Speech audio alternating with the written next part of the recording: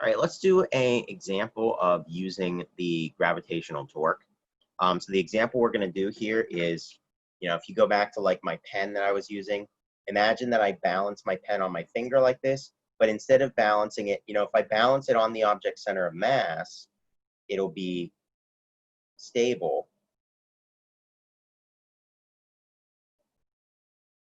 It'll be stable. I can't quite get it. This will be a little bit easier way to do it.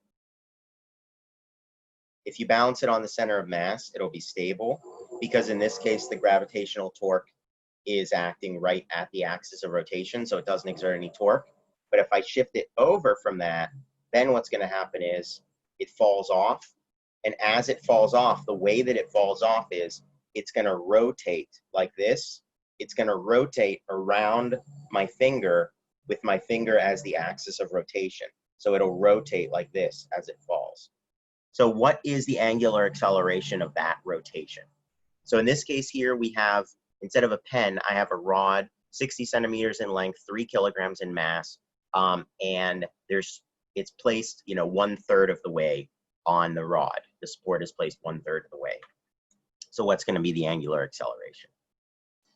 Okay, so step 1, free body diagram, as always. So what are the forces acting on this object?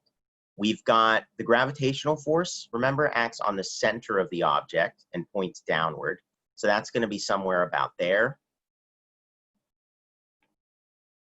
And so that this will be 10 centimeters here.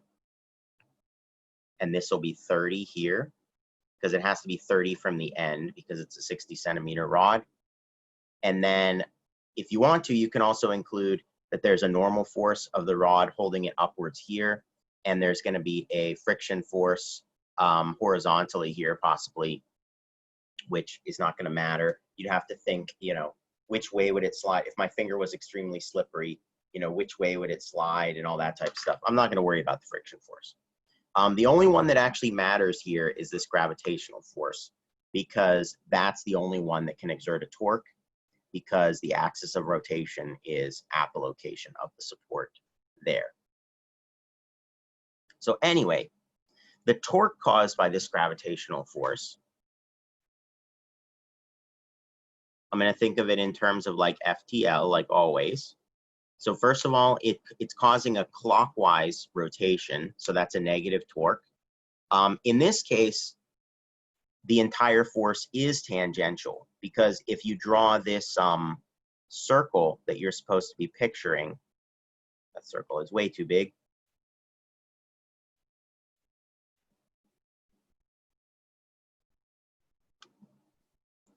If you draw this circle that you're supposed to be picturing like that, the mg is tangent to that circle.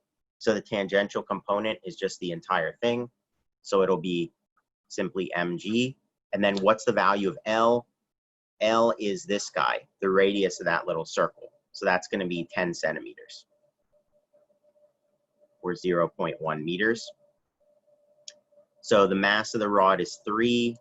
We'll have -3 times 9.8 times 0.1.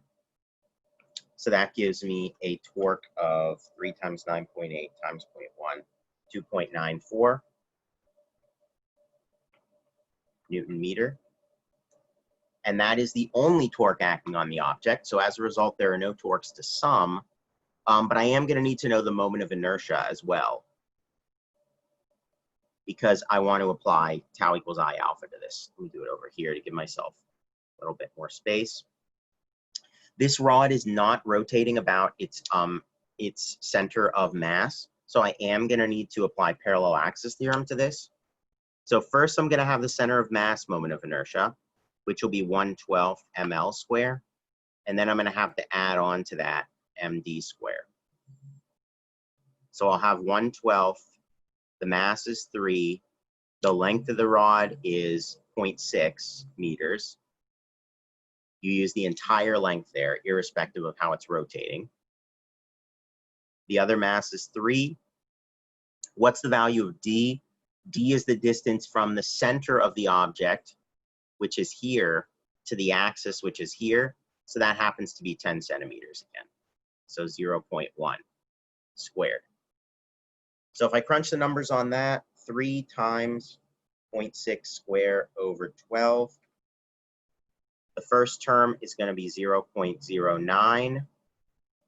And then the other term is going to be 0.03. So that gives me a total of 0.12 kilogram meter squared for my moment of inertia. So then finally, I can plug this into tau equals I alpha and get an alpha value of minus 2.94 over 0.12. So 2.94 over 0.12 is going to be negative 24.5 radians per square second. And alpha being negative indicates that it does indeed rotate clockwise, accelerates clockwise, and we have the magnitude of it there. So you handle problems with gravitational torque exactly the same way as you handle other tau equals I alpha problems is the main thing. Just go back to that main procedure and use it. That's about it.